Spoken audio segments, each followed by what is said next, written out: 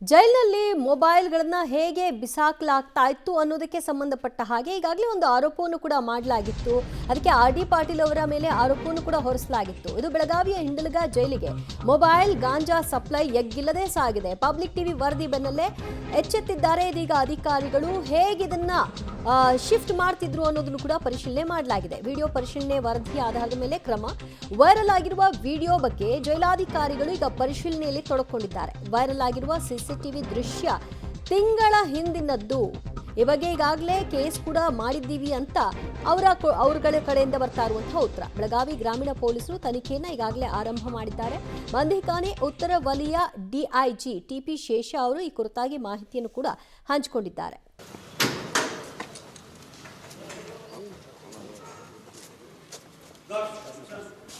ಮೀಡಿಯಾನಲ್ಲಿ ಏನು ಬಂದಿದೆ, ಇಲ್ಲಿ ರಾತ್ರಿ ಡ್ರಗ್ಸ್ ಮತ್ತು ಮೊಬೈಲ್ ಹಾಕಿದ್ದಾರೆ ಅಂತ, ಅದರ ಬಗ್ಗೆನೇ ವಿಚಾರಣೆ ಮಾಡೋಕ್ಕೆ ಇಲ್ಲಿ ಬಂದಿದೆ. ಆ ವಿಡಿಯೋ ಡೇಟ್ ಟೈಮ್ ಏನಿದೆ ಅದು ಇವರಿಗೆ ನಮ್ಮ ಇಂಡಸ್ಟ್ರಿಯಲ್ ಸೆಕ್ಯೂರಿಟಿ ಫೋರ್ಸ್ ಔಟರ್ ವೆರಿಫೈದು ವಿಡಿಯೋ ಮೇಂಟೈನ್ ಮಾಡ್ತಾಯಿದ್ರಿ, ಅಲ್ಲಿ ನಾವು ಚೆಕ್ ಮಾಡ್ತಾಯಿದ್ದೀವಿ. ಇನ್ನೂ ನಮಗೆ ಅಧಿಕೃತ ಅದರ ಬಗ್ಗೆ ಕಂಪ್ಲೇಂಟ್ ಬಂದಿಲ್ಲ. ಅದು ಬಂದರೆ ನಾವು ತನಿಖೆ ಮಾಡ್ತೀವಿ.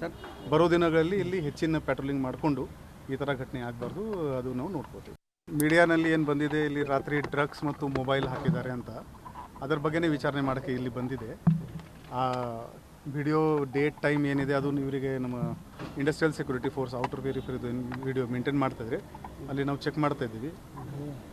ಇನ್ನೂ ನಮಗೆ ಅಧಿಕೃತ ಅದರ ಬಗ್ಗೆ ಕಂಪ್ಲೇಂಟ್ ಬಂದಿಲ್ಲ. ಅದು ಬಂದರೆ ನಾವು ತನಿಖೆ ಮಾಡ್ತೀವಿ.